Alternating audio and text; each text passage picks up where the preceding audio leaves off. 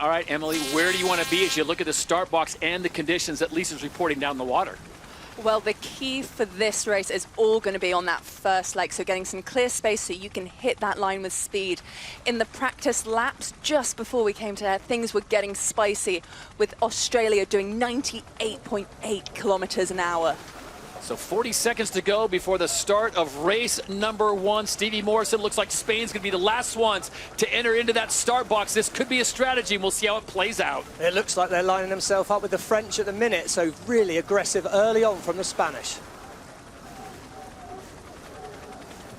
Great Britain, Emirates, Great Britain at the bottom of the line, well positioned. Australia, they're a little bit out the back. Are they going to find a gap through there? The French look like they're up and foiling with 14 seconds to go. France needs a good start here, and they're well positioned. Spain struggling towards the bottom end of the line. This is the favoured place to be, but you've got to be fast at the gun. 4 seconds to go. Let's look for the timing. United States at the top. Ooh, France! Really well timed, but the French have absolutely nailed that. They're on the inside. It's a short run to Mark 1, so the French, if they can keep it under control, will lead at Mark 1. And the race is on to get into the grand final. New Zealand's already there as we get to mark number 1. France has the inside line, but Denmark on the outside. Nikolai Sested coming in hot. 2, 1, and bearing away. Really solid work by the French there. Great start by De La Pierre, and then the boat looked very stable across there. We're seeing some big speeds on that leg of the course, right across the wind. It's all about accuracy. Yesterday the teams looked pretty shaky with this high-speed setup. The boat's not easy to sail, so have they made the improvements they needed to overnight? It's been an absolute disaster of a start for the Spanish team, who could not get it off the line. Only just on that first leg now. Keep an eye on them, Stevie. They are in a very precarious situation, currently in 3rd place, but just 5 points ahead of France. And that is not the position they want to see the French team leading. Yeah, I mean, it couldn't be a lot worse for them right now, but the good news is we're early on. They'll grow into the event, and there's a big racetrack here. The thing I noticed from Mel Roberts there was 1.1 nautical miles. In SailGP, that's like a marathon. So there's a lot of racetrack for the crews to find that bit of space and then sail their own path. But right now, the French masterclass. And of course, the last time we had these 18-metre wings up, I'm pretty sure was back in Sydney, wasn't it? Sydney in 2023. And that was when the French dominated. But let's not forget, the French did not participate yesterday during the practice races as they had some issues and a broken rudder. So here they are really getting their first taste of high-speed racing in San Francisco Bay. First taste in San Francisco Bay, but it's important to know as well that these little wings, we've only actually done 6 races total, all in season 3 with those wings. The French won 3 out of 6 of those races. Well, that's the kind of confidence boost they need, really. We can see New Zealand and Australia, they're in the middle of the pack, and they've got to really play the balancing game. New Zealand definitely into that final. Australia should be there, barring accidents and penalty points, but they need to keep the boat working well and make sure they're coming into the final race absolutely primed tomorrow afternoon. So at gate number 2, it is France, Denmark, the USA in 3rd, but they give up that inside line to Nathan Outridge and the Swiss. The Australians and the Kiwis decide to split the course, and Emirates GBR coming in. They've got inside priority as Germany comes in hot, and then it's Canada currently sitting in 8th, and Spain nowhere to be seen as of yet. Always a pretty interesting part of the race here. We're going to learn a lot about the racetrack. And the Australians coming away from the shore, France going towards the shore. Who's made the gain? What are you seeing on the water, Lisa? Well, interestingly, I did say that I thought the San Francisco shoreline is working, but right now there's this really nice breeze out to sea where Australia and New Zealand are heading. I think they will find more pressure, but I think the shift will be with France right now. France at the top of your screen, they lead. They currently sit in 4th overall, 5 points behind Spain. Penalty USA relative Canada, port tack boat not keeping clear. So they will have to drop behind the Canadians, and that will yield a nice position for Taylor Canfield and company. They will go from 4th back to 5th. And what did Lisa mean by shift? Well, it's talking about the angle she's sailing. The French are nearly sailing straight up the course. They have had a good wind shift. They're minimising distance. And there on the bottom left, you can see the wind speeds of the teams. Australia, as they come across, the wind speed is dropping slightly. They had some good pressure offshore, which the Danish team are now heading towards. Let's not forget everyone trying to win this regatta, but more importantly, it's the battle. You try to get into the grand final, which New Zealand has already secured a spot in. There are 2 more spots available. That is the big race for $2 million. That's tomorrow on Championship Sunday. For the season, $350,000 up for grabs. New Zealand's already won that. And then $200,000 to the winner of this event. Sounds like it could be a pretty good weekend for someone then, Todd. Just a great manoeuvre there. Do you see how level the whole platforms stayed as we're looking back on the boat? It stayed really level the whole way through. One board down, one board up. Nearly a 90-degree turn, and it was all done seamlessly. But Stevie, do these boards, these smaller setup, allow them to carve more in this kind of wind? The whole thing will be going a lot faster, so the trouble with that is when the board drops into the water, the angle that it's set at is absolutely crucial. So there's some benefits for it being smaller, but potentially there's some big risks just because you're going faster. Right now, France having no problem at all as we take a look at this T-Mobile 5G POV camera angle, and you get an idea just how high they are flying that boat. Yeah, I mean, it's a pretty spectacular shot, and I think what's interesting from yesterday is the teams are noticeably pushing the boats a bit harder. You know, that practice day is so valuable for the crews. Right. France, of course, didn't get the practice they would have liked, but they seem to be fitting back into it pretty well right now. What was quite interesting as well is while there are some teams that are really pushing that ride height right up to limit, over 1 meter high, Australia actually weren't. They were dropping about 100 mil lower than that target height, but their stability was so much better than everyone else's because of that. You could see that ride height there on that leaderboard now. Approaching gate number 3, you hear the talk on board France. Yeah, solid lead for the French here, really. They've got Denmark done some nice work on this upwind leg, got themselves back in it. Of course, really fighting for pride here at this event, Denmark. I think mathematically they'll say they can find a way through to the final, but they need a lot of breaks to go their way. Spain, 8th at the minute, so they've made some gains, but they're still well and truly stuck back in that pack. Spain crossing in front of the Americans on the right-hand side, very close there. So they'll pick up yet another position. So they're working their way up. They were in 10th. They are now up to 6th. Ooh, this is going to be tight in the middle of the course. Right of way with New Zealand and Germany there. So the United States had to take some last-minute action, and they've fallen off the foils. That will be very costly. Port tack Switzerland, fouled the starboard tack New Zealand. So that's all about which side of the wind is coming over the boat. Port tack, it's coming over your left side. You haven't got the right of way. So Switzerland, pretty basic error, but I imagine they were just trying to push that a little bit too much. So Spain had moved up 2 positions. They drop back now. They sit in 8th, just behind Emirates GBR. Germany currently sitting in 6th place, but everyone is chasing the French, a team that were not even out on the water yesterday because of technical difficulties. They were unable to practice with the rest of the fleet, and here they are, Stevie and Emily, looking like they belong in the San Francisco Bay. Well, they're doing a great job, aren't they? Fans on the shore there, picture a man on, strategist on board. She's looking now to try and find that bottom gate. And we can see really clearly here that they're actually not pushing that ride height that high at the moment. They're focusing more on keeping it stable. All they need to do is stay ahead of Denmark, get a solid first result, and they could be into this final. There you see the flight controller, Jason Saunders, on the right-hand side. You see all the positions, everything that needs to be done. It is so carefully choreographed, but at these speeds, Stevie, it's not easy making that transfer. Well, no, and especially if you get anything a little bit wrong, but that was nice and smooth, so no real problem. Leg 4 of 6. This is race number 1. We've got 3 fleet races for you today in beautiful San Francisco, California. This is event 13, the SailGP Season 4 Grand Final. Big lead for the French here as well, and to my eye, that mark they've turned round, they've turned left, looks a lot further up the course here.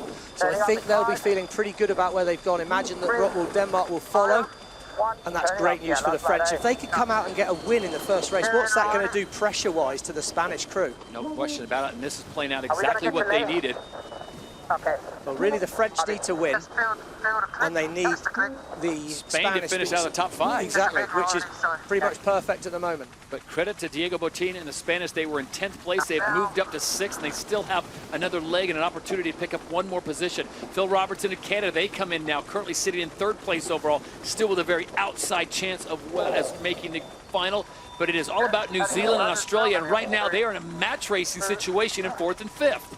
Well, a big gain for the New Zealand crew there. They turned right at the top, Australia turned left, and that seemed to be a really big gain on the course there. Must have found more wind or better current. Whatever they've done, they took a good 100 metres out of the Aussies. So on the right side of your screen, you have the current overall leaders in the series. On the left side, the 3-time reigning and defending champion Aussies. Spain's come through in 6th, Emirates GBR in 7th. And the Americans have dropped back behind Germany now. They sit in 9th, just ahead of Switzerland.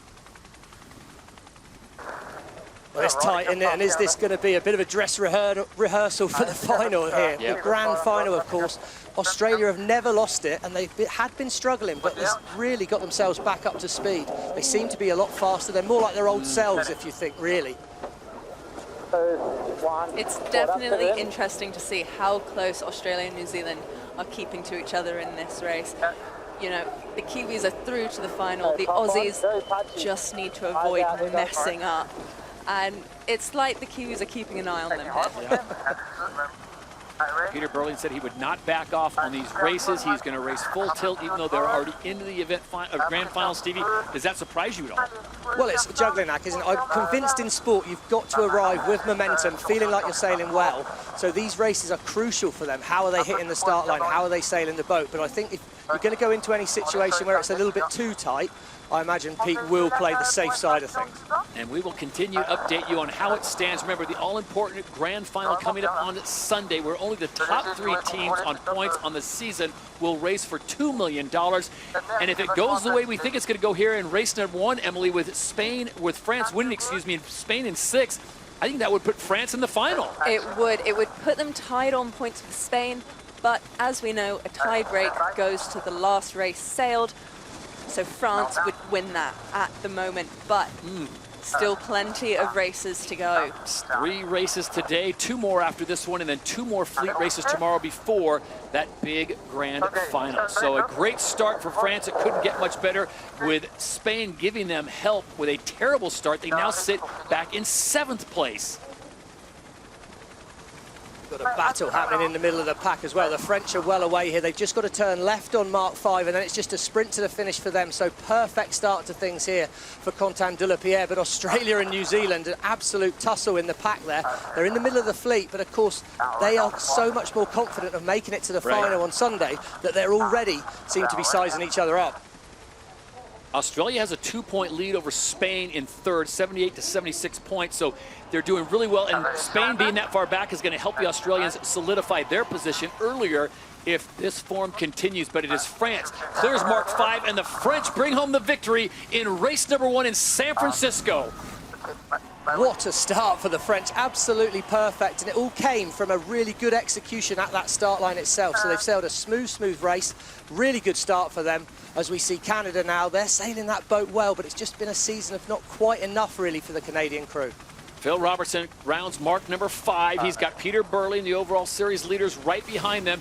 This will be a bit of a drag race, but I think Canada's got just too big of a lead, and it will be the Canadians that finish in 3rd.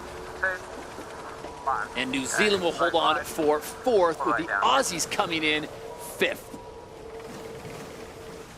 Well, it's a pretty solid start to things there, because the French team just executed that beautifully, sailed away. Spain have sailed well, but they had a terrible start. Now, was that pressure? Is Botín feeling pressure? As we see in the pack, it's tight. The Swiss have turned in front of Germany, but now it's right of way back to Germany here. They're going to get round them. Oh, Nathan Outridge is not going to have enjoyed that. So Spain got as high as 5th place. They drop back on this last leg to 7th place. They need to stay in the top 5 if they want to hold on to that 3rd position in the grand final. But for Diego Botín, Stevie, Emily, you got to just go back to the start. I mean, it was terrible for them. They just made it really hard for themselves, I feel. You know, they turned in late. They didn't have much choice where they went from that position. But I think the thing to remember is they haven't had a lot of time with these small wings. I just have rocks in front of us. Yeah. Nice comeback, guys. So the Americans have some work to do. They finished in 9th, 1 spot ahead of Switzerland, but the big win goes to France in race number 1 here in San Francisco.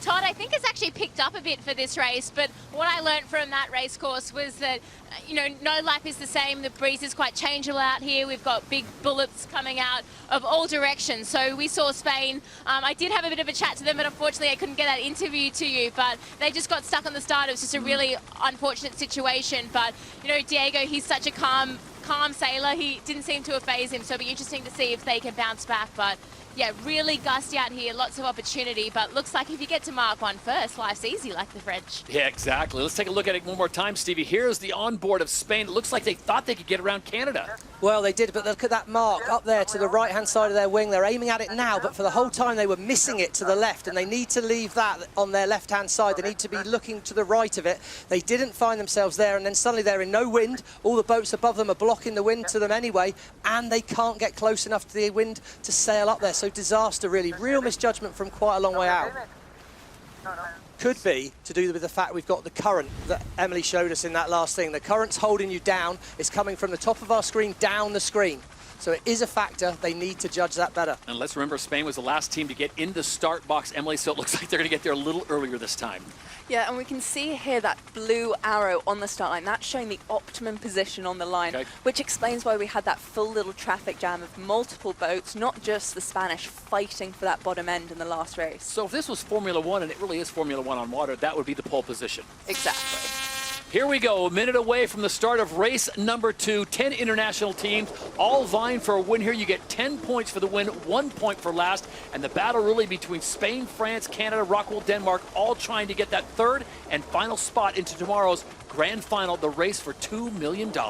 French with a very similar strategy there. They're at the back of the box. They're going to try and size things up and come in foiling fast when the gun goes. New Zealand turn in the middle of the fleet. They're on the foils already and they're leading everyone back, so they're going to have to slow down at some point. Spain are out the back at the moment. They are better positioned. Let's keep our eyes on France and Spain. That's the battle really for this event, to see who can make the grand final. We can see Spain up and foiling. They are better positioned, but they look a little late to my eye at the moment. France up and running as well, but is there a gap for those two boats to get through? I think at the moment I like where the Danish are and I like where the United States are again there. Canfield on board the US, got the pole predictor, sat at the moment on the Swiss, but it's all about acceleration. Watch the line turn, White.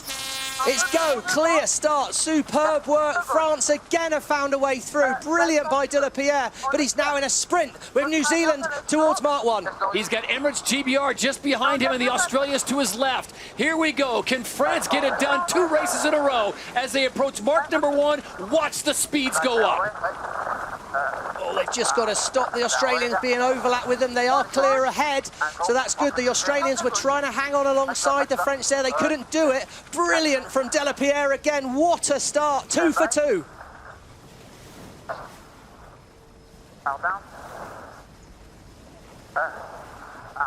Look at the speeds on board with Quentin De La Pierre getting ready to make his move.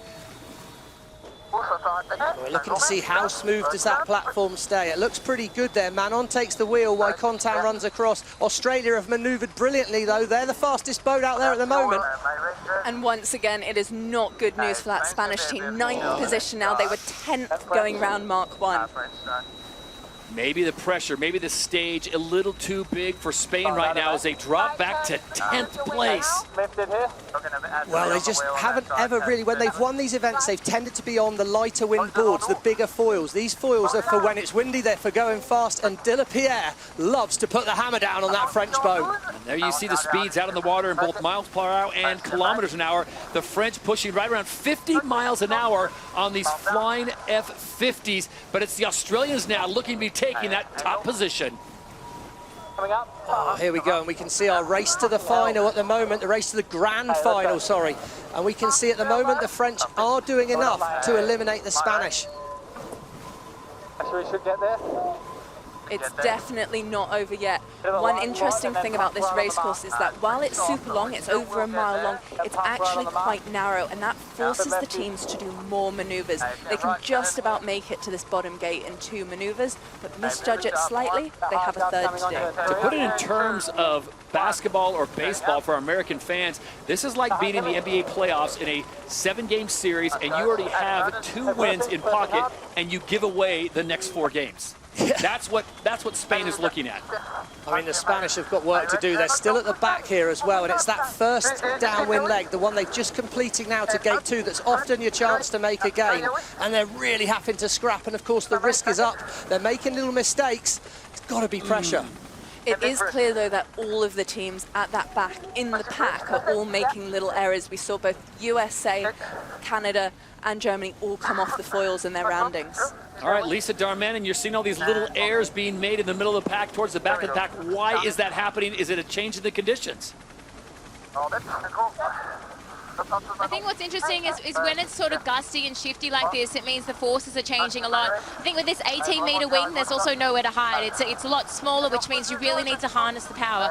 It's Kevin Pepinay on the French team was telling me that actually you can stall the wing a lot easier than the 24-meter wing. So because it's a smaller sail, you've got to be a little bit more delicate with it, a little bit more finesse around the course. But where I am is I'm actually at the next gate that they're going to. It's a lot lighter up here, so there's more breeze all the way down near Alcatraz, and then it gets a lot trickier as they move up the course. All right, Stevie, translate a little bit for Lisa. What does she mean by saying there's nowhere to hide? Well, what she's saying is these wings, they don't have the same amount of horsepower, so you have to trim them perfectly to get the maximum out of them. We're not at the top end of the wind speed for these.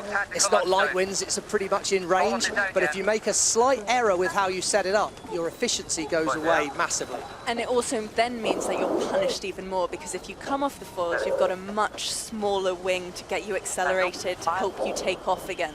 So the distance you're losing is much greater than with the normal wing. Tosh Bryant, the strategist, makes the move across, and there you go. Slingsby's in his pod. He's got his hands on the wheel. The Australians, the 3-time reigning and defending champions, had a couple snake bites earlier this year, losing points, and here they are letting everyone know why they are the 3-time reigning and defending champions.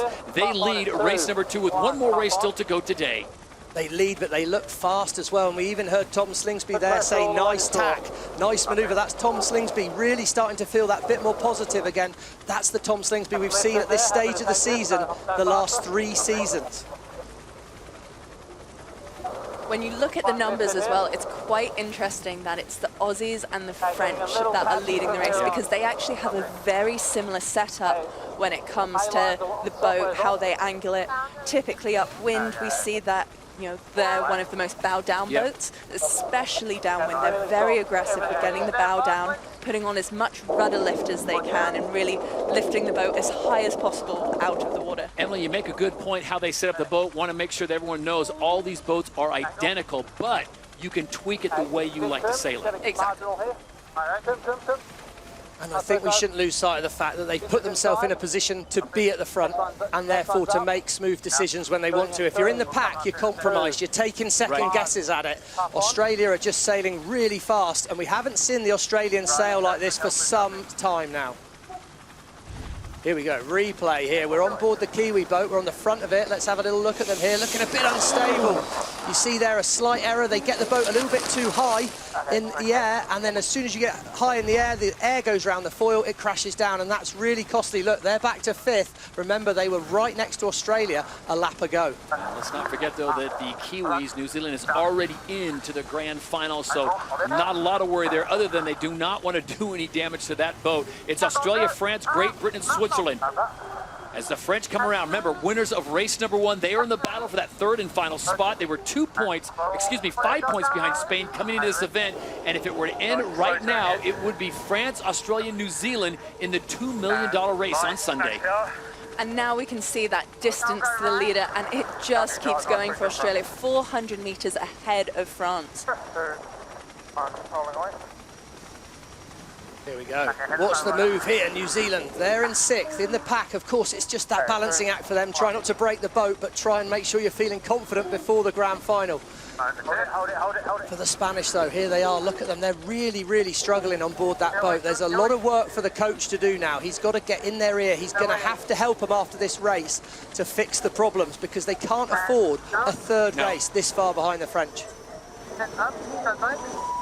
Take you on board with our T-Mobile 5G POV camera on board the Spanish boat. One of the hottest teams over the last 3 or 4 events. They've been consistent, they've been fast, but Stevie, they just seem out of sorts as you put it out here in San Francisco in the first 2 races. I think they've just sort of come back a little bit too late at the start. They're trying to find gaps through where there aren't gaps. It's not really their style. I think they just need to relax a little bit, try and give themselves an easy start, aim to just be 5th at Mark 1, and then you can work from there.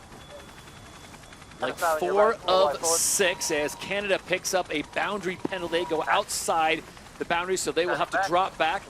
Right now, they currently sit in 7th place, 1 spot ahead of Spain, so that will help the Spanish. And look at this, Tom Slingsby, they spin it around, they dip that right hole just a bit, but quickly get back up and foiling again. Yeah, tough manoeuvre they put on there. That was basically, I'd have said, that was a training manoeuvre for them. They've chosen to make it a bit hard. It would have been a lot easier to go straight, but they've swung back towards the San Francisco shoreline. They probably see a little bit more wind in there, but also they see they've got a big lead. They can afford to lose a bit of distance to then give themselves control further up the course. So Lisa Darmanin, we go down to you. Did the Australians make a right selection down there? Is there a favored side of the course here with just 2 legs to go? I think the reason that the Australian team did that is because it sets them up quite tactically for this next turn. So these sailors, they're always thinking a couple more steps ahead than what we're seeing. So I think that was more of a long-term situation by Tom, but he's tacked over. He's now going the same direction as the French out to sea, where we're generally seeing better pressure. But we know the tide's out there, so I'm not sure how much that's affecting them as they head the direction they're heading right now. As Lisa was reporting that, the French pick up a boundary penalty. See how close that gate is down there to the boundary, and apparently they have sailed out, says Craig Mitchell, chief umpire. So it's Australia, Emirates GBR now in 2nd, France in 3rd with New Zealand in 4th, and Denmark in 5th. Yeah, it's just a small penalty they need to take there. They've dropped back 50 metres. That's more than enough for them to take the penalty, but it has allowed Great Britain past. And of course, it's not just about Spain and how well they do. The French team need to keep winning. They've gone from 1st to 3rd in this race, so that's a few points they've potentially lost here. Meanwhile, it is Australia running away from everyone. More than 300 meters away from their next closest competitor. That would be Emirates GBR, who sit in 2nd place and with just a glimmer of hope of making tomorrow's grand final. Really nice manoeuvre there by the Aussies.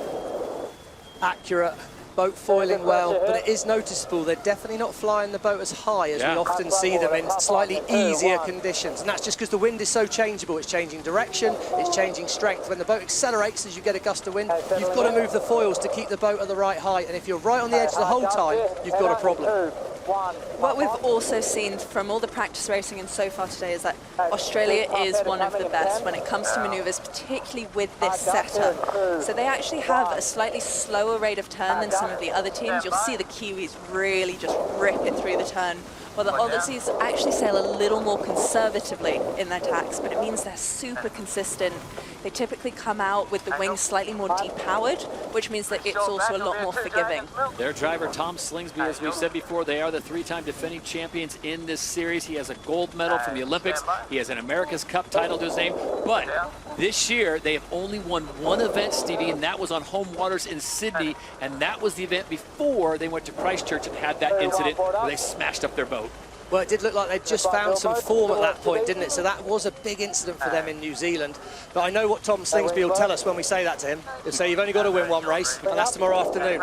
He's exactly right. You can be barely into the grand final, and you can win it and walk away with $2 million. At gate number 5, it is the Australians who make the turn. No one near them as they will head towards the line, and their fans in the grandstands here in San Francisco, California. It is Australia that wins race number 2. They did a nice job there, and we could see the wind is just so changeable. It's coming down to getting that average speed up. pretty much like Emily said, if you put the boat too high, it gets very risky. It will go faster, but of course it's not about a top speed. It's not a competition for one moment at top speed. It's about your average speed around the course. That's all that matters. And right now, New Zealand, right-hand side of screen, they are struggling a bit, but the French are all the way back to 5th at the moment. Ooh. Terrible upwind leg for them. They need to get points, and they need to get them quickly. Emirates GBR with Giles Scott at the wheel. He'll bring it in for 2nd place. Good points for them as they finish the first race in 6th. Now look at this. Aggressive move by the French. They're sailing nearly straight into the wind. They're going to slow down, slow. They're right off the foils. They've just got round, but can they accelerate quick enough to stay ahead of New Zealand? They're struggling to get up on the foils. They're positioned well. They're foiling. They're okay. As we see Rockwool, Denmark, Canada, they come over the top, but Canada's going to sail Rockwool, Denmark off the course. Both of them. Oh, they're missing the foil. Canada. Oh, no. They've hit the finish mark. Oh, they can't do that. Oh, that's a disaster.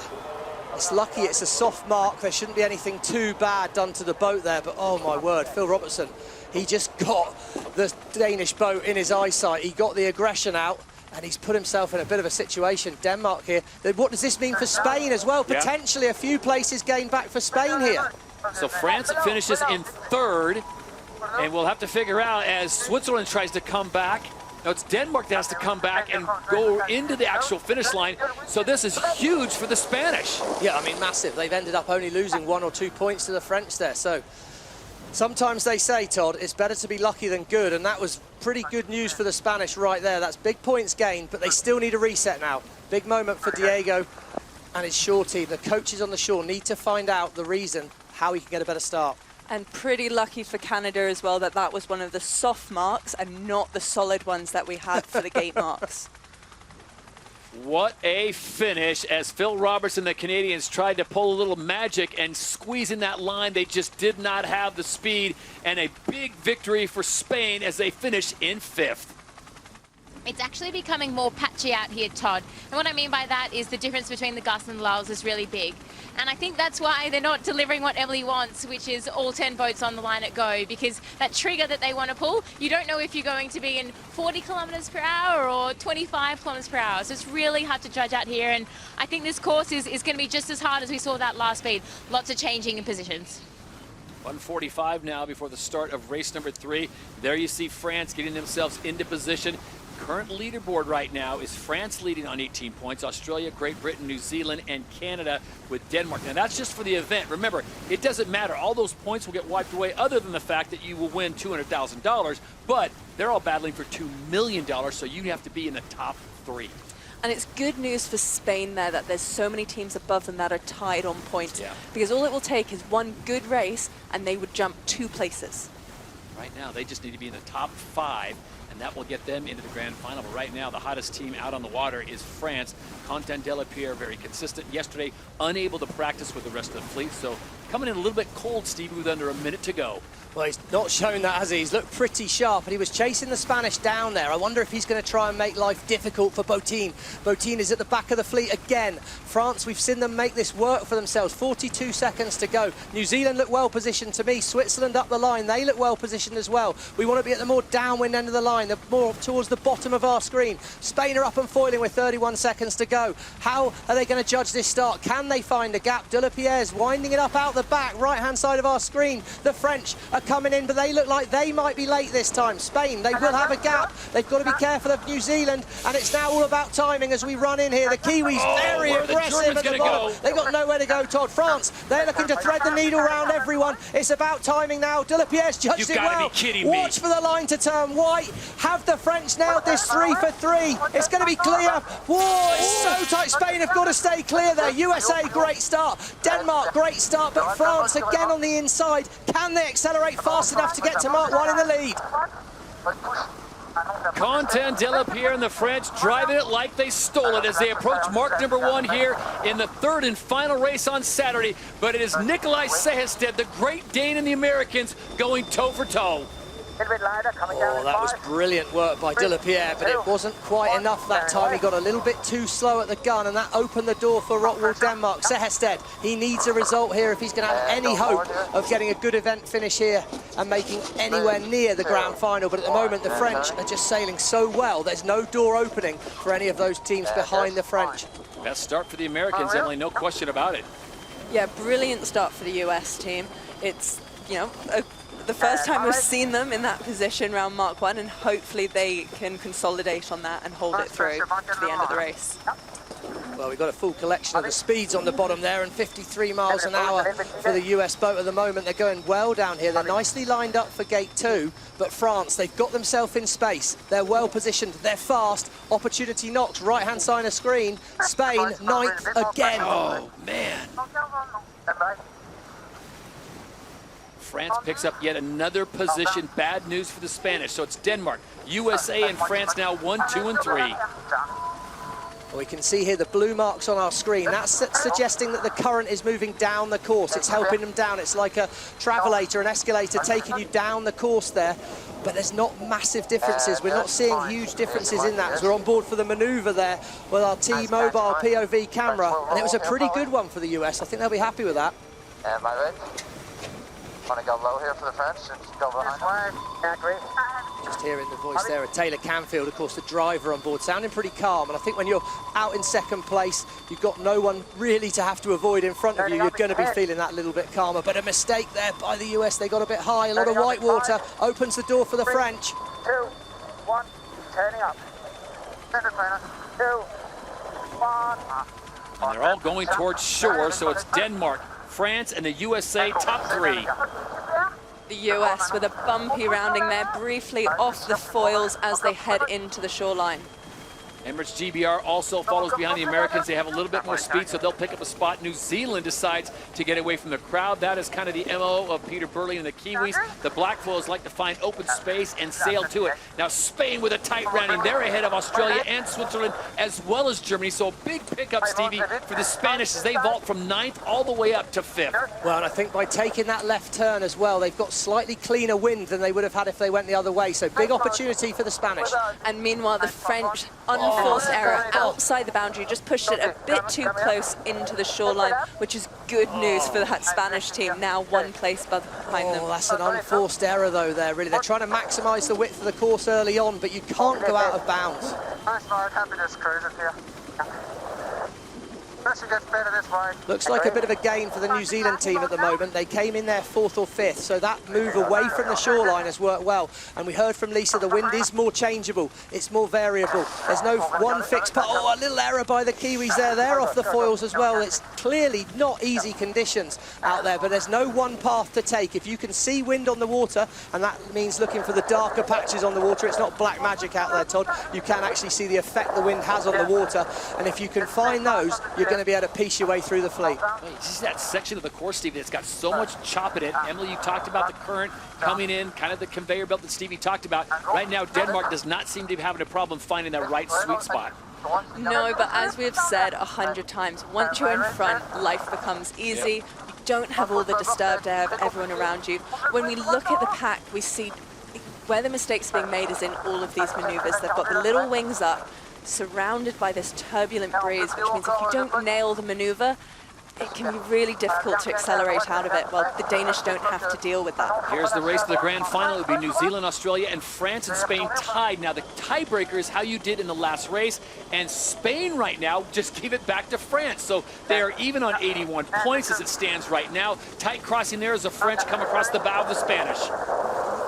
It is tight, and I think to clarify that as well, it's how you do in the last event. Right. So it's not the last race of this event that matters on that. No, well, I think it's not the most simple of systems, Todd. Luckily, we've got a good computer system that will do that for us here. But yeah, it's who does best in the last event will seal the difference between a tiebreaker.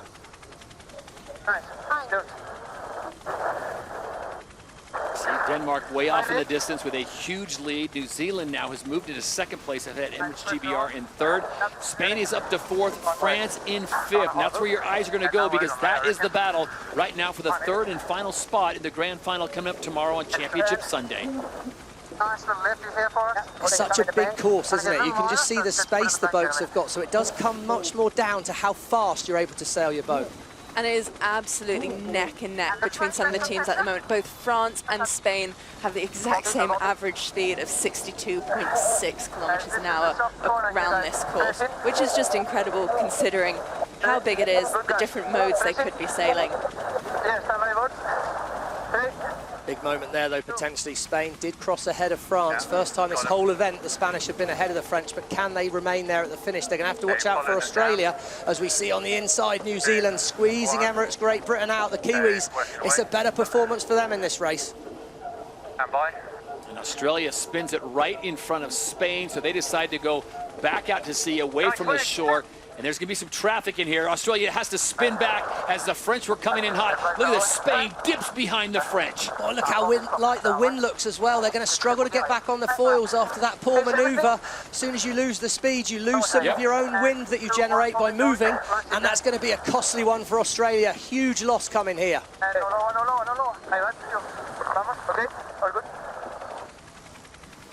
The Spanish are back up and running after dropping one hole in the water. So Denmark way off in the distance. The Great Dane, Nikolai Sehested and company, they've got a massive lead. They are all but checked out. New Zealand into second place, Emirates GBR in third, and Spain now on the move in fourth ahead of France. Yeah, we've just seen Spain hit by a gust of 38 kilometers an hour. Meanwhile, on the other side of the course, it's down at 25. So as Lisa was saying, it is so gusty out there, and that is going to make a huge difference on just where the gains are going to be made. Give you an idea of the speeds they're doing out on the water, in case you're wondering. It's around 48, 49 miles an hour for Denmark, New Zealand, and Great Britain. And in kilometers, you're talking slow 60s. I think that's quite a nice camera shot there, really, Todd. You see there's darker bits on the water and there's lighter bits. That's not a coincidence. That's where, if the darker bit is, there's more wind. That's how we can see what the breeze is doing out there on the water. And you can see it's so very, very changeable. I think up by the San Francisco shoreline, there's a bit less wind. Oh, Emirates Great Britain, another one. They're trying to maximise the width of the course, but you don't want to take the loss of then having to slow down, drop some 30 metres back behind New Zealand, and then go again. Disagree, but see how it is. Head down. It looks like it's teetering.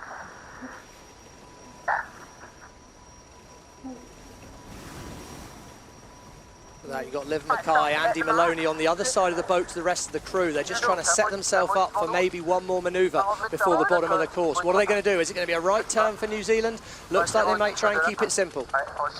Meanwhile, Denmark has already made the turn at the last gate, and it looks like Spain and France are in a match race. And how about this? Oh, the New Zealand boat, look at that. Kiwis getting a little loose. You've got to get the boat safely to the final, Pete. I've got to remind you of that. Well, as Coach Ray Davies said, they were going to absolutely send it, and that he almost did send it.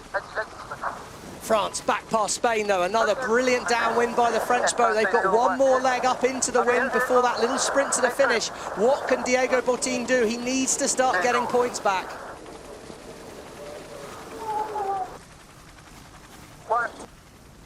We know in training that the Spanish team really focused on their maneuvers. They did way more maneuvers than any other team on the water.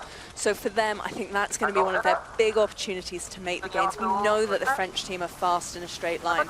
So if the Spanish can sail consistently well in maneuvers, not drop off the foils when it matters, they might still have a chance here.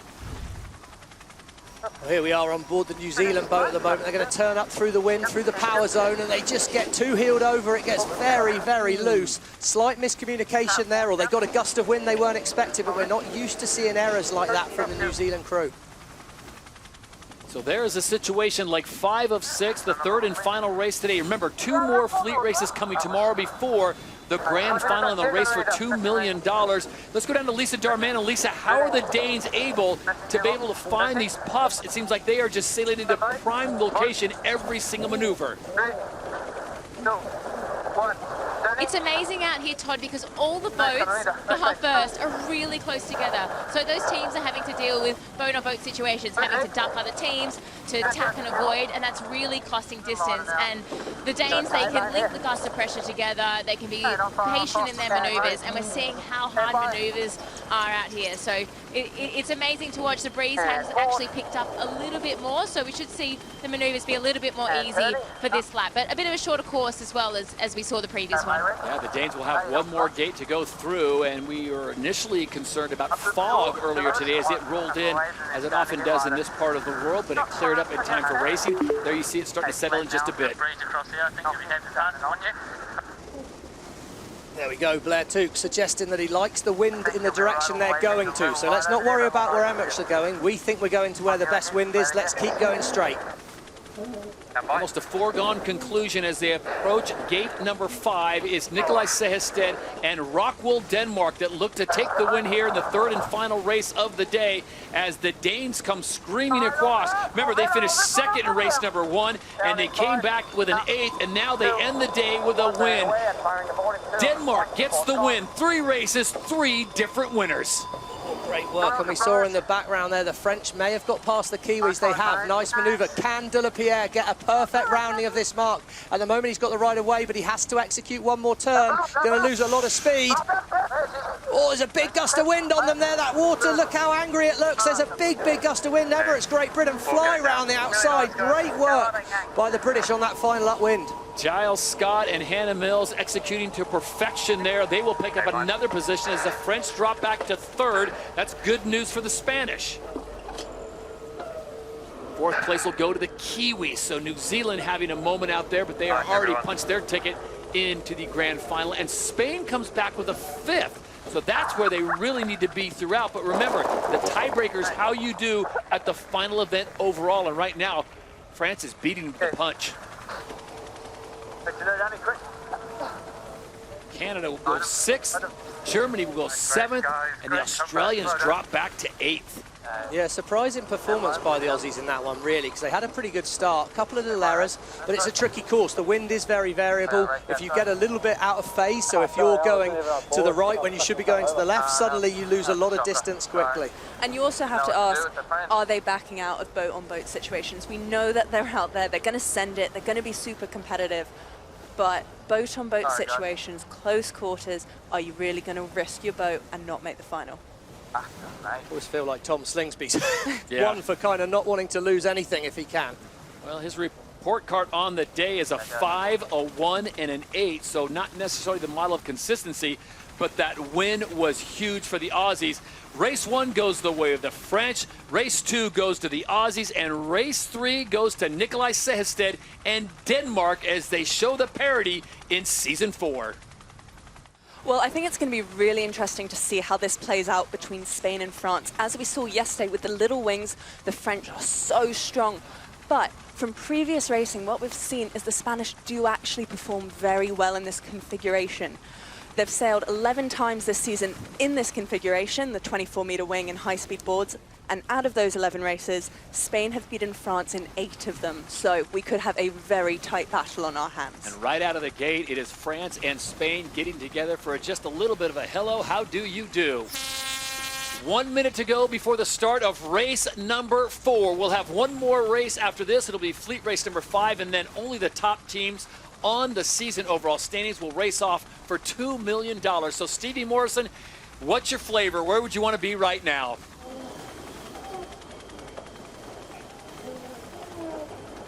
Well, the French have been very aggressive into the start there already with the Spanish, but I wonder if they've made it a little bit too difficult for themselves. Are they going to be able to get back into this mix-up in time? They sailed so well yesterday, but yeah, tangling themselves up with the Spanish. Certainly not the Spanish out of routine, but it's all about the timing. Back to the line now. New Zealand, top of our screen. They've got some space. Denmark and Great Britain are well positioned here. Just 16 seconds to go, and we still can't see the French or the Spanish on the screen just yet. Pole position predictor puts it on Slingsby's Australian boats, but can he roll round the top of the Americans? Here he comes on board Australia. It's going to be New Zealand at the top of the line at full pace. How's your timing, Peter Burling? Oh, he got a bit early there. It's a perfect start from Australia. Canada are going to be fast on the inside, and there's no sign of France or Spain. As they approach mark number 1 of race number 4 here on Championship Sunday. On the inside, it's Phil Robertson and the Canadians. On the outside is Tom Slingsby and the 3-time champions Aussies. Oh, Todd, look at the right-hand side of our screen. That's the French absolutely out the back of the pack, and there in front, the Spanish are off the foils. Oh, my word, the Spanish are miles behind here as Canada lead away at Mark 1, chased down by Australia and New Zealand. But the story's at the back of the pack here. Can the French work their way back through the fleet? As the fleet sails away with France in 9th, the big winners on day number 1, still no sight of Spain. Now, really interesting here, because the French dropped back to 9th place, in order to take out the Spanish, that actually flip-flops their season position. So despite the fact, Emily, that Spain is in dead last and France is in 9th, Spain would go into the grand final. Exactly, so it's really important here for the French to climb up through the fleet and gain a few more positions. It's not going to be easy. The French in 9th place. Stevie, I got to wonder what happened with Diego Botín, knowing that that might have been one of the most important starts of the whole season for them. Well, I'd say, yeah, I mean, I think we could get very confused with all of the logistics of that today. We've got this side of our screen here. That will tell us, as a fact, who's going to get through to the final. So we don't want to overcomplicate things. Fundamentally, we've got a 5-race event that we're in now. I'm surprised the French were that aggressive, because I feel it's more important for them to try and stay first than worry about putting the Spanish back a little bit. But as we get to gate 2, Canada, what a result for Phil Robertson, leading the fleet round, and the Australian boat's ahead of the Kiwi boat again. We've got a grand final coming up soon. Great Britain on the inside, they got the right way. Canada, a little bit loose there on the left turn, but they've got it under control again. That's the bottom end of the course, the downwind end. That's where Lisa said it was a bit choppier, a bit rougher, harder to control the boats. And from the wind data as well, we've seen it's actually gustier down there as well. Already, since the boats have been out, we've seen gusts as high as 40 kilometers an hour. So during these roundups, Germany putting it. Okay, They got it back. it is a lot of power hitting that wing, and they've got to depower quickly. Look how well that's gone for the French, though. There, look at that. They stayed on the foils, executed the manoeuvre well, and I think as soon as you are overpowered like this, race the course, race your boat efficiently, and try and be smooth, because you're just going to gain easy meters. France has just gone from 9th into 6th place. You look to the left-hand side, that means that France will be in the grand final, and Spain now has moved up into 9th place as they have overtaken the Germans. Meanwhile, it's Australia now in 1st place as they have gone past Canada. Yeah, tight course here, and it's interesting as we see out of that bottom of the course there, heading towards the San Francisco shoreline, has been a gain on that one for Australia. Big gain versus Canada, although Canada did make a slight mistake with the rounding. Yep. Mistakes matter today, Todd. You've got to sail the boat smoothly. And is this a case of seeing Tom Slingsby and his crew coming together at the right time and getting the momentum as they'll go into the grand final? So as Stevie mentioned, yesterday we had more pressure in along the shoreline, and that's what we're seeing here, 37 kilometers an hour for the French team, less for the Spanish. Not good news for them. Let's find out about the conditions right now. Lisa Darmanin, since we talked to you about, what, 5-10 minutes ago, have the conditions changed at all? And where's the sweet spot on this massive San Francisco course? The wind is a little bit more left than we saw yesterday, which means this San Francisco shoreline, it's funneling down here, the wind is accelerating, and it's also flatter water over this side. So I think that's why this side is paying, but we did see a lot of current. So there's this big tide coming from the Golden Gate Bridge down the course, pushing the sailors down the course. So I think that's another reason why they're all coming to the shoreline. But I mean, this racing is still pretty gusty out here, opportunities, but Australia's in control of this race. Yeah, Australia way out in front. Their lead over 100 meters over Canada, who's moved back into 2nd place. Phil Robertson, after a little bit of a messy rounding, has righted the ship, and 3rd place now belongs to Giles Scott and Emirates GBR, with the Danes sitting in 4th. We can see there the blue marks on the screen here. That's indicating the current, so it's moving down the course. They're effectively trying to sail up the treadmill at the moment. It's a little bit slower going upwind. Of course, it's going to take them away down the course quicker, but Australia are in a great position. France are moving through the fleet, but it's still such a tight battle in there that any slight error, any slight misjudgment in your lineup into this gate, New Zealand have a tricky decision to make now. Can they get ahead of those boats they were close to in Australia? Well, when you're out in front, they make it look pretty smooth. Pete Burling turns right in front of Canada. Oh, yeah, it's going to get tight for them. 3 wide. Oh, and it's so tight. Canada have got to keep clear, but New Zealand are going to be really slow into this mark. Surprised he didn't choose to go behind there, to be perfectly honest. He's going to lose a lot of places on that. And France could be 3rd after this rounding. Unbelievable from De La Pierre. Perfect choice there. Look how slow, top of our screen, Denmark and New Zealand are. And the French slingshot round. It's playing out perfectly for the French at the moment. And unfortunately for Spanish, it's a very tight ley line here to make that top gate, so sailing quite slow, 47k an hour, trying to make the mark. So while Spain was mired back in 10th place, it wasn't that big of an issue because France was right in front of them 9th. But the French have now moved up into 6th place, make that 4th place as Quentin Delapierre and team had a tremendous day yesterday, and now they're picking up right where they left off. Stevie, that is going to be massive if they stay in the top 5. Well, and the way they turned to that last mark, when they come back and meet the other boats, they'll have the right of way. Here they go. This is the pack here. This could be the French moving all the way up to just behind Denmark or even ahead of Denmark. They look like they'll be ahead of Denmark to me. 3rd place in a moment for the French, because all those boats coming away from the right of our screen to the left of our screen have got to keep clear. Delapierre's picking the course perfectly so far. Here's the question now. Is France in the position they're in right now, Stevie? Do they have to make another maneuver before they next gate? Yeah, they do, Todd. You can see left-hand side of the screen, those circles, they're just not quite aiming down at that. So unless they get a shift in the wind, which will change their angle, and at the moment, the dice seem to be rolling in the favour of the French, don't they? So maybe anything's possible. But yeah, I think what I like about what the French are doing,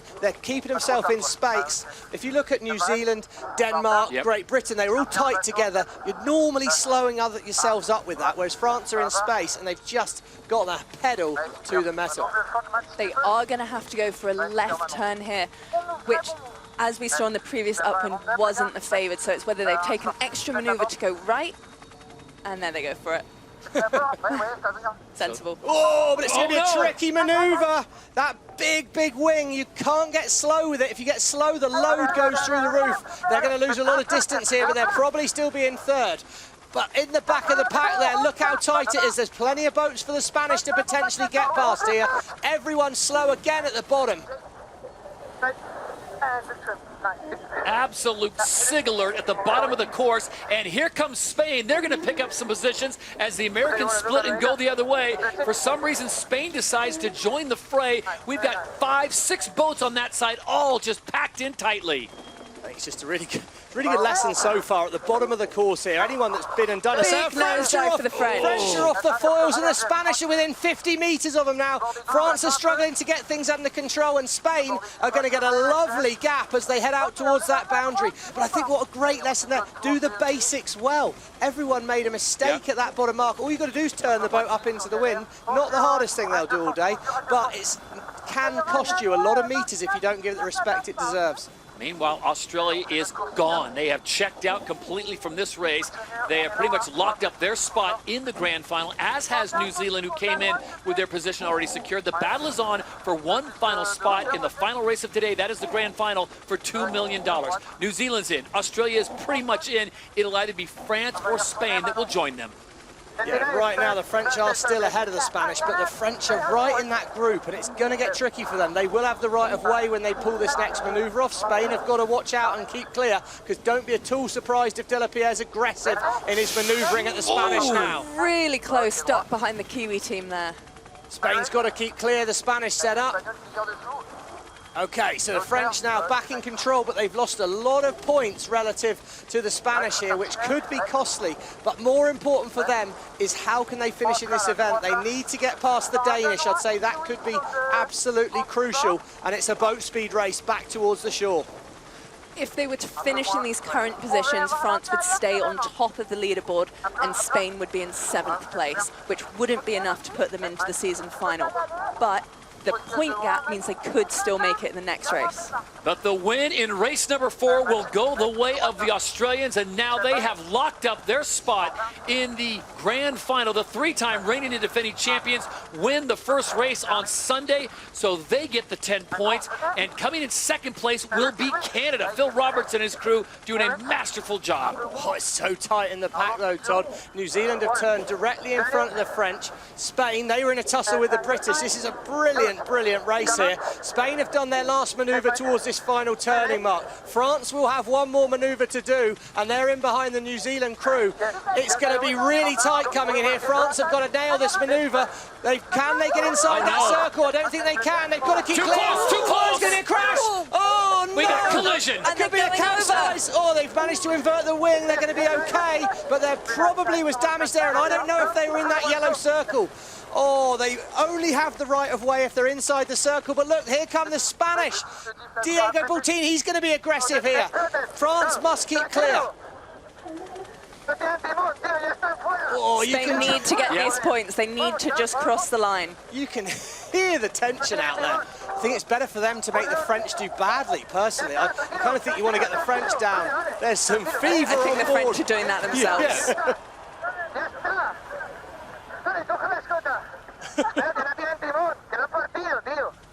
Well, if you want to know what it means to the sailors out there, I think we're getting a little bit of an insight to it. It's been a pretty good sporting day for the Spanish so far today. Oh, my word.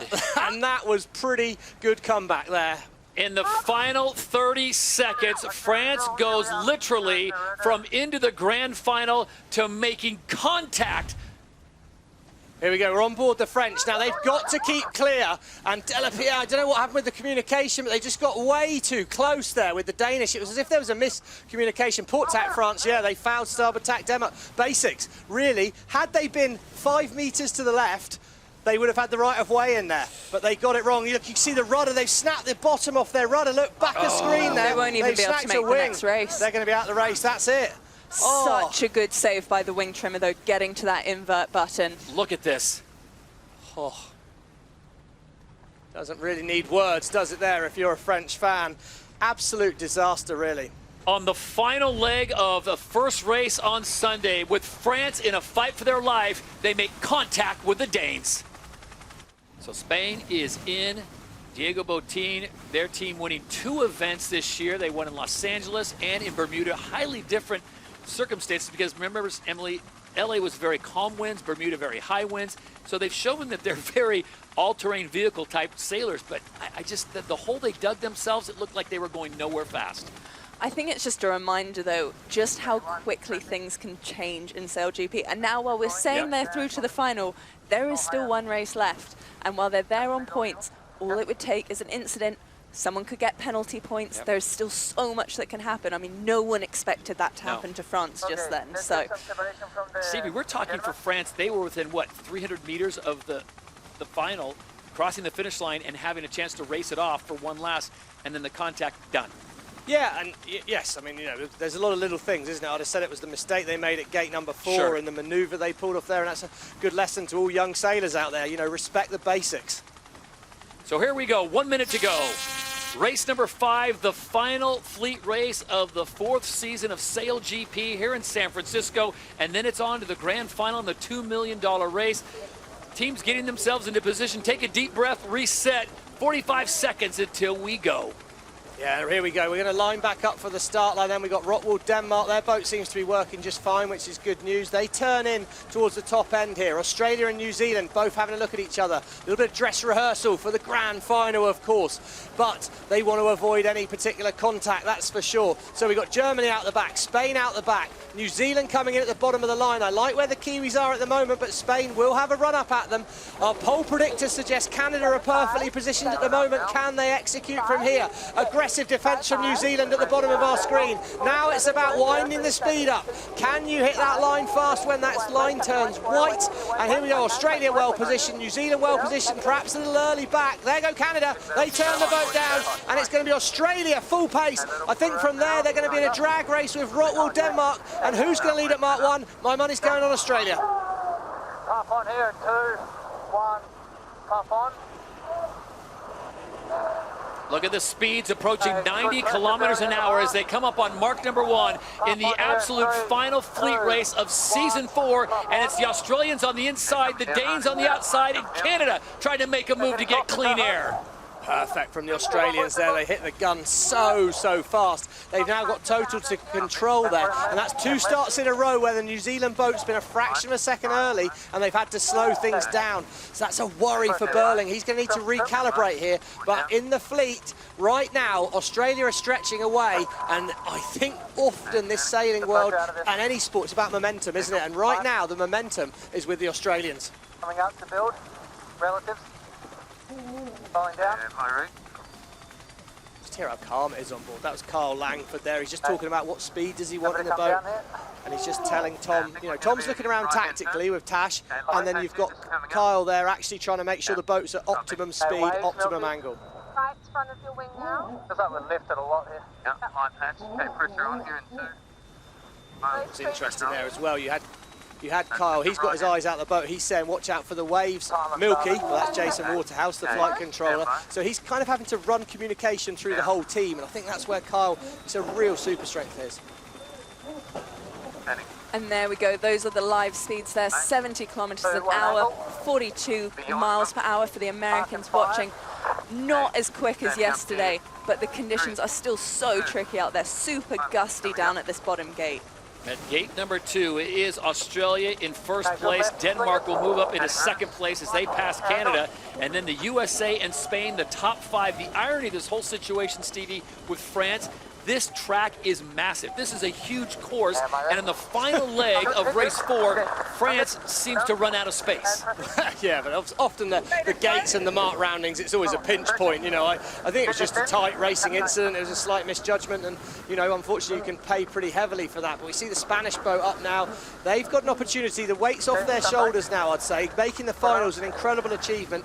So what can they go and achieve? It's the first time probably that they can sail semi-relaxed all weekend.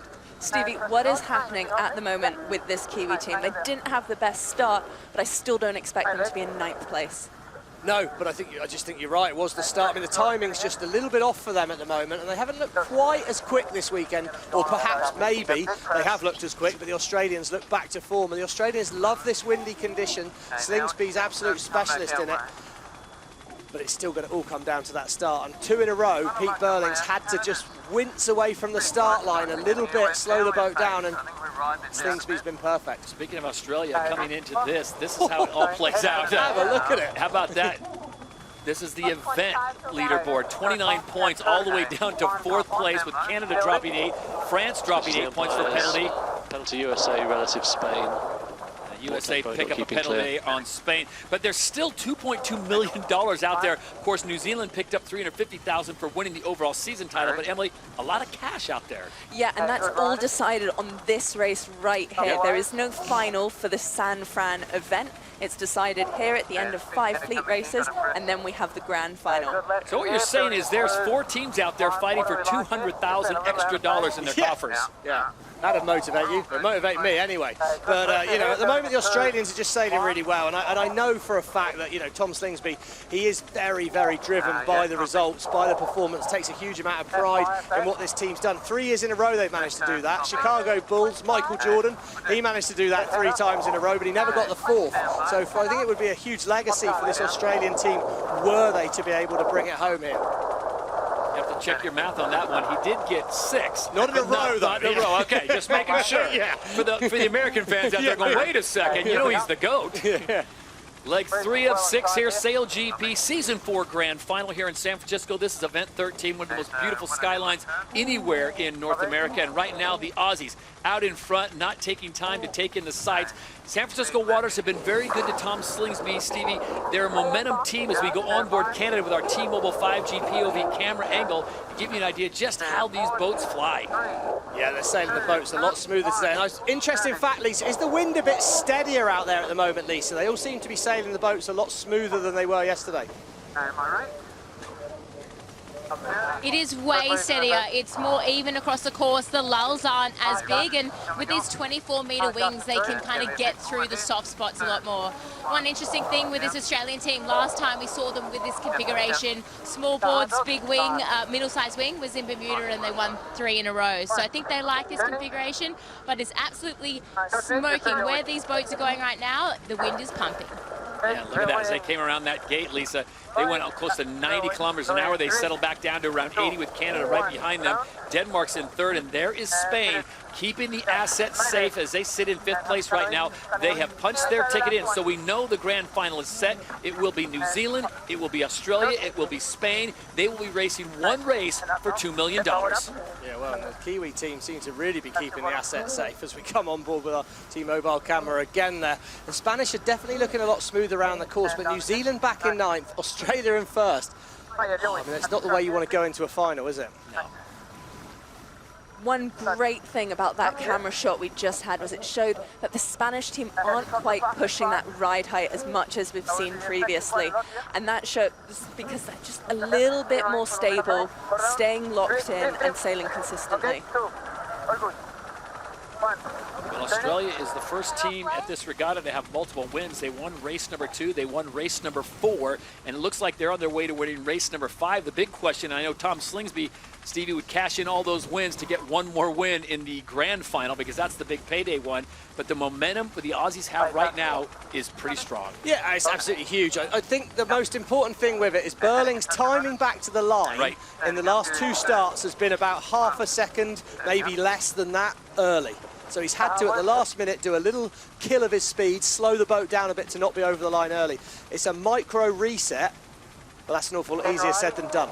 Yeah. Especially in this venue, you know, previously we've seen he's able to sail up through the fleet, but this is very much a boat speed venue. It's all about being able to sail fast in a straight line, not necessarily picking out all the shifts, which is what the Kiwi's super strength is. So he's really going to have to focus for that start in the grand final. Gate 4, it's Australia, Denmark, Canada 1, 2, and 3. Spain sits in 4th with Emirates, GBR, and Giles Scott in 5th place. It's a foregone conclusion because we know who's going to the grand final with Australia, New Zealand, and Spain, Stevie.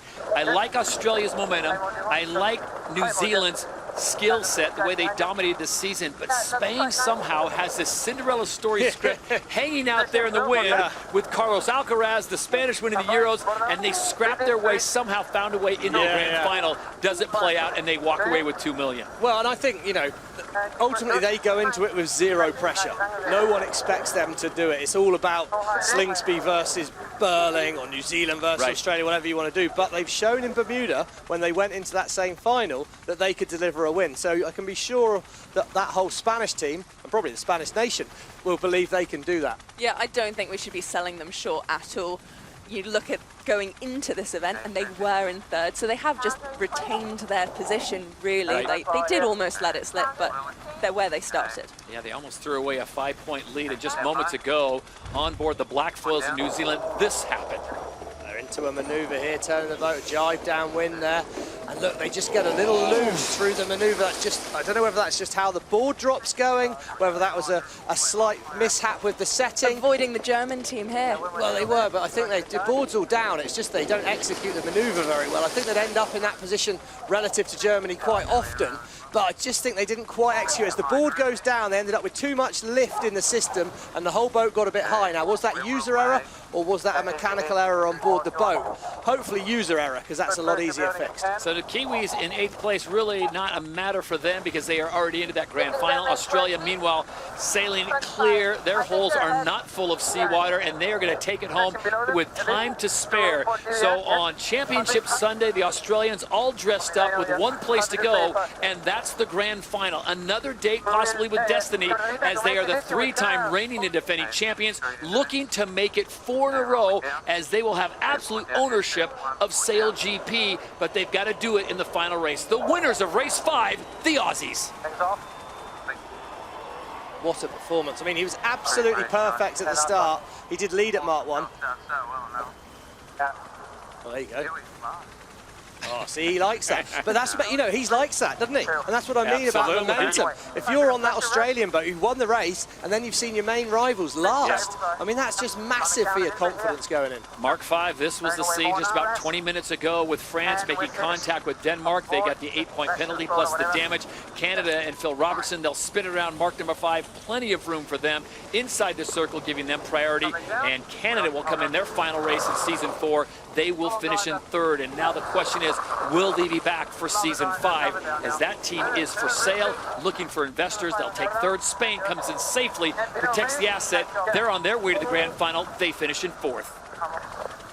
Big vamos there, I'd have said. What a performance. Emirates, Great Britain. Probably not the result they would have quite wanted at this event, but they have had a very positive end to the season, I think, with that driver change from Ben Ainsley to Giles Scott. The momentum's growing for Emirates, Great Britain, but I think they'd be a little bit disappointed not to have been able to perhaps challenge for an event win.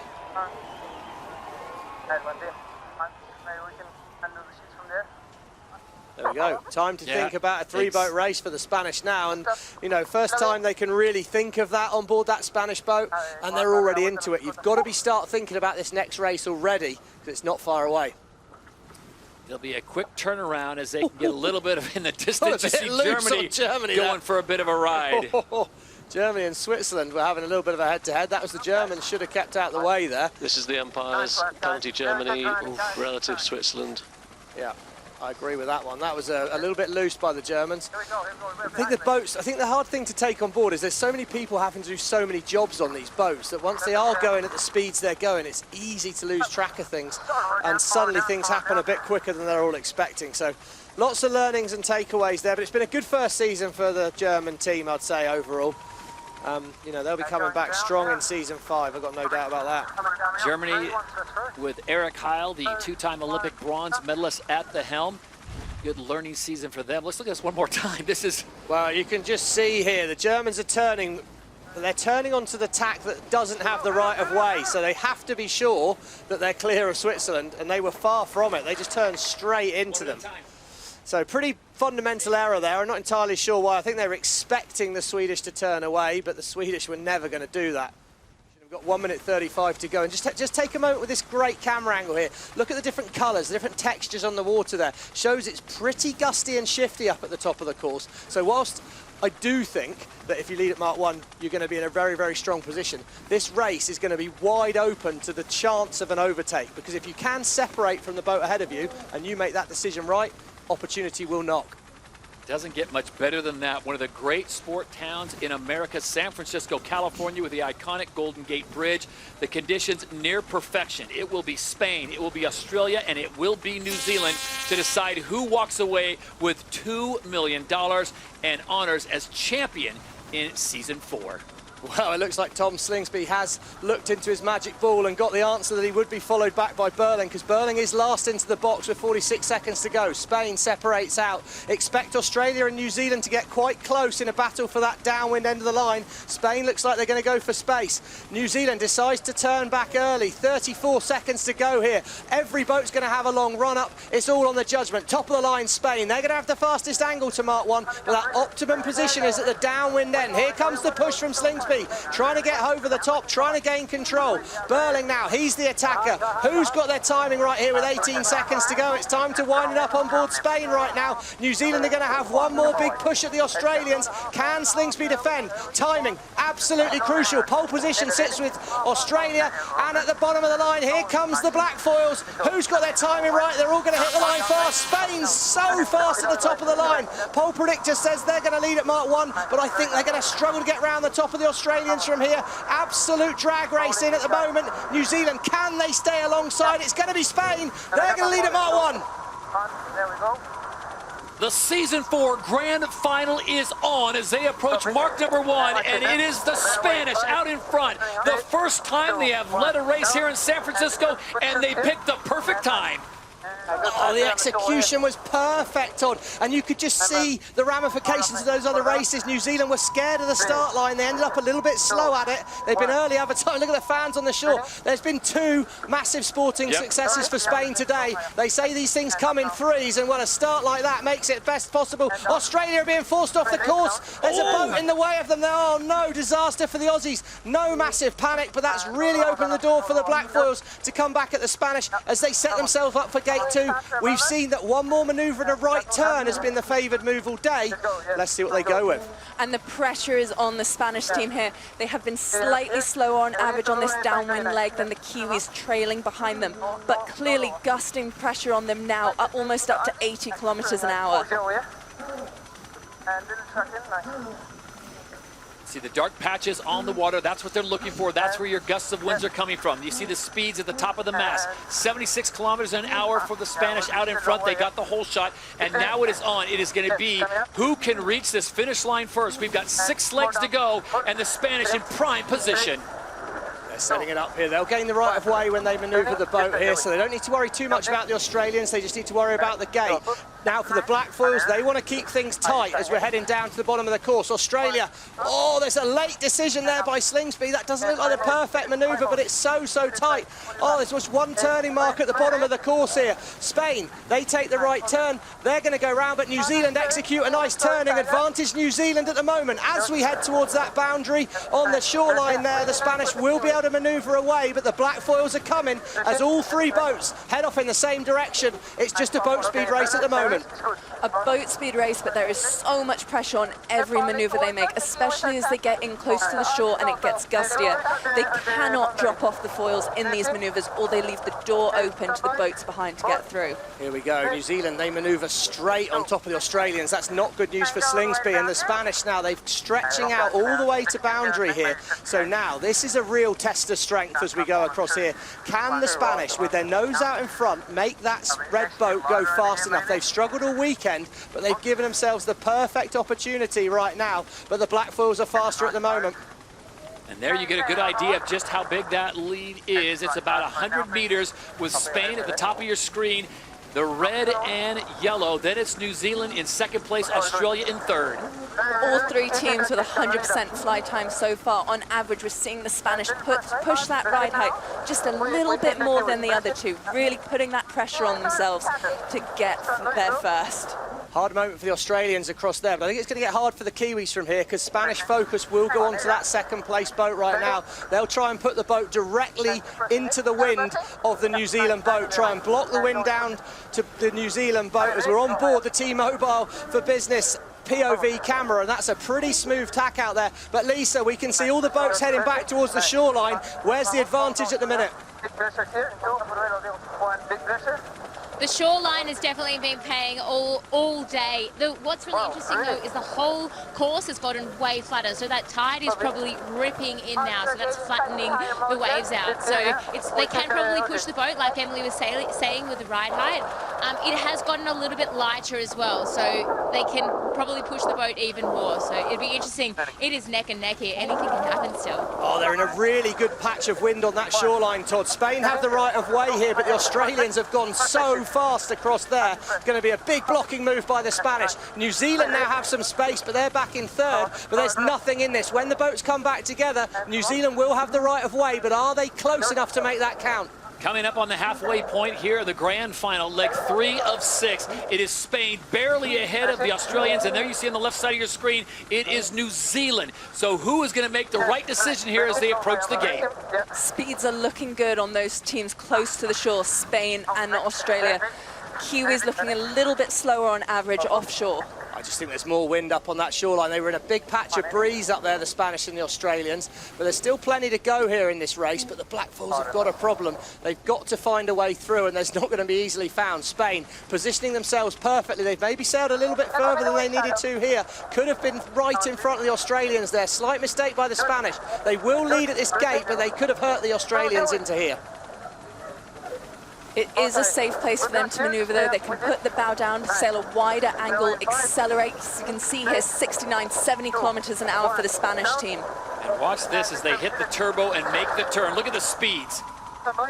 Ooh, 90k an hour around that mark. And here we go, roll of the dice for New Zealand. Desperation times for the Black Foils. They've been so dominant in season 4, but it doesn't matter. The Spanish boat, who've also really been the surprise act of the whole season, well, look at them. Go the Gambas. All the points are washed away to Stevie's point, although the Kiwis came into this one on 93 points, well clear of Australia and Spain. Those scores marked away. It is all one race for the title. Go, look at the Spanish go, and of course, Wimbledon was won today by Carlos Alcaraz.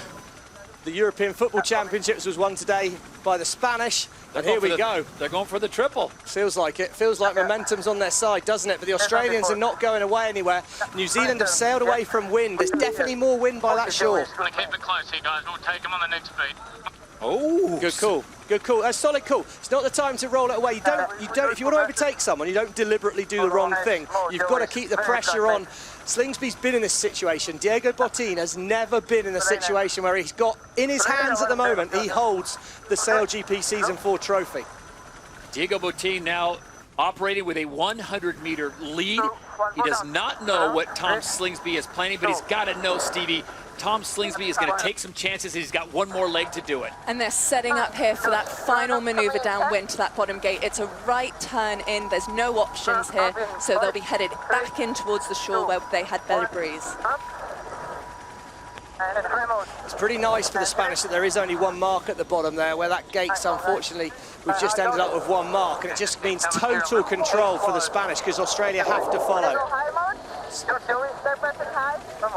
Okay, the Australians are going to want to try and keep this. They're going to set it up after the next manoeuvre. They'll try and manoeuvre away first and then rely on their boat speed to get round the Spanish. But New Zealand, wow, huge loss by sailing away from that shore.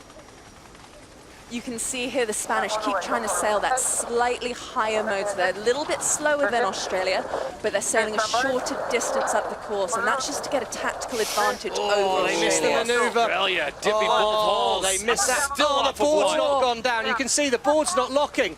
Oh, that's Huge gains to Spain. That's a disaster. That's a tech issue. The board's now locked. Big mistake on the tack there. As they turned the boat, the board needed to click onto the lock. It didn't. Oh, it'll be interesting to find out what that was, but that's going to be absolutely disastrous. It's a 150-metre, nearly 200-metre lead for Spain now. Oh, is this the crowning moment for this Spanish team?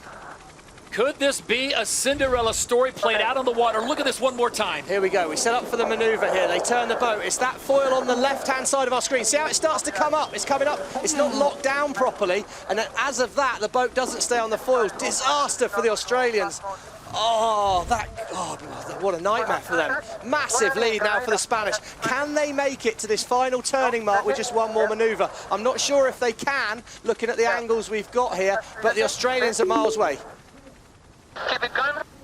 Yeah, exactly. Solid, Diego. I think you've nailed it, mate. Just got to keep it calm. They've got to respect the basics now. That yellow line there, that is the ley line. So that means once they've passed that, they should be able to do this one final manoeuvre and then make it to the final turning mark with no more turns. This is it. Season 4 is going to be Spanish. They've still got a little distance to go. Then they'll hit the last gate. They'll make a quick left-hand turn, and then it's towards the shore. Barring any major disaster, Spain will be celebrating well into the night. And here we go. Spain bringing it home. There's mark number 5. There's the finish line. There's the San Francisco skyline in the distance. This could be the greatest race in Spanish history. They won in Los Angeles. They won in Bermuda, and they've got problems. They don't have problems. They've just called that ley line a little bit too tight, so they're having to sail really high angles to make this mark, which means they've come off of the foil here, leaving the door open behind them. The Australians are coming in 65 kilometers an hour. Pressure is on for the Spanish team to get back up on the foils here. Here comes Australia. They make the turn, and now it's a drag race to the finish line. Can the Spanish get it done? They've got 100 meters to go. Come on!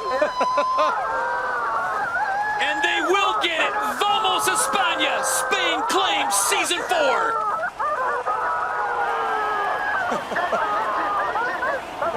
Vamos de Gallas. Australia second, New Zealand third, no penalties. It is official. Absolutely insane grand final race. This is a team that started off day 1 with a 7th place finish, a 6th place finish, a 5th place finish. And then in race number 4, they came back with a 7th, only to win the final race, the grand final, $2 million richer. No one expects the Spanish Inquisition, and they just got that then perfect. They won the start, they led at Mark 1, and from there they kept it calm. They did the basics really well, and they sailed fast. Oh, fantastic. What a performance by this Spanish team. This team has gone from strength to strength this season. They have mastered the light wind conditions and the epic conditions here in San Fran. Congratulations, Spain. You have just won season 4 of SailGP.